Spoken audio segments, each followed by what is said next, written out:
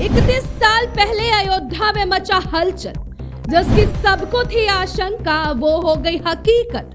6 दिसंबर के दिन आखिर अयोध्या में ऐसा क्या हुआ था?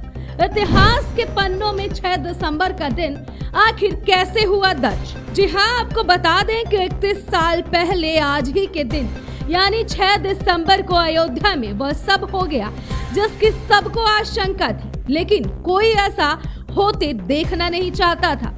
अयोध्या में 6 दिसंबर सन 1992 को बाबरी मस्जिद के विवादित ढांचे को लाखों की संख्या में पहुंचे कार सेवकों ने गिरा दिया था।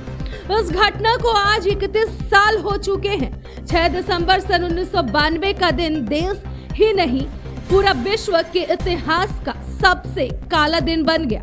हजारों लोग आपस में लड़े भिड़े, कत्ले आम हुए। उन घावों की टीस आज भी दिलों में उठती है। आपको बता दें कि 6 दिसंबर सन 1992 को अयोध्या में चारों तरफ धूल ही धूल थी। यहाँ कोई आंधी नहीं चल रही थी, लेकिन यह मंजर किसी आंधी से कम नहीं थी।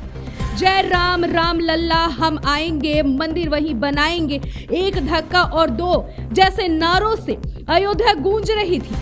मौजूद कार सेवकों के साथ लोगों की बड़ी संख्या विवादित स्थल के अंदर घुस गई थी और विवादित गुंबद पर उनका कब्जा हो गया था। हाथों में बल्लम, कुदाल, छैनी, हथौड़ा लिए उन पर वार करने लगे। कार सेवकों के हाथ में जो था उसी से ढांचे को ध्वस्त करने लगा था और देखते ही देखते वर्तमान में इतिहास हो गया था। इतिहास को बदलने वाली यह घटना अयोध्या में 6 दिसंबर सन 1992 को घटने जा रही थी।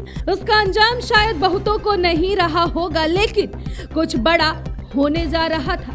ऐसा वहां के माहौल देखकर समझा जा सकता था। तभी वहां मौजूद कार सेवकों के साथ लोगों की बड़ी संख्या विवादित स्थल के अंदर घुस गई। देखते ही देखते ढांचे के गुंबदों पर उनका कब्जा हो गया था। जिसके हाथ में जो था वही उस ढांचे को ध्वस्त करने का औजार बन गए। यह सब होने में करीब 2 घंटे लगे या कुछ ज्यादा। केंद्र की नरसिंह राव सरकार, राज्य की कल्याण सिंह सरकार और सुप्रीम कोर्ट देखते रह गए। यह सब तब हुआ जब सुप्रीम कोर्ट ने विवादित स्थल पर किसी भी तरह के निर्माण कार्य पर पाबंदी लगाई हुई थी। दिलचस्प बात तो यह है कि उत्तर प्रदेश के मुख्यमंत्री कल्याण सिंह ने सुप्रीम कोर्ट को भरोसा दिलाया था कि उसके आदेश का पूरा पालन होगा, लेकिन भरोसे का वादा खरा नहीं उतरा। जानकार बताते हैं उस समय तत्कालीन डीजीपी एसएम त्रिपाठी भागते हुए कल्याण सिंह के पास आ गए, लेकिन उन्होंने कहा खाने के बाद मिलते हैं। भोजन पूरा होने पर डीजीपी जब उनसे मिले तो बताया कि कार सेवक विवादित ढांचे को तोड़ रहे हैं, ऐसे में फायरिंग की परमिशन चाहिए। कल्याण सिंह ने डीजीपी से पूछा कि फायरिंग में कितने लोग मारे गए। इस पर डीजीपी बोले कि कार सेवकों ने पूरी तरीके से विवादित स्थल को घेरा हुआ है, वह लोग बड़ी संख्या में वहां मौजूद हैं। अगर प्रशासन फायरिंग करता है तो बहुत लोग मारे जाएंगे।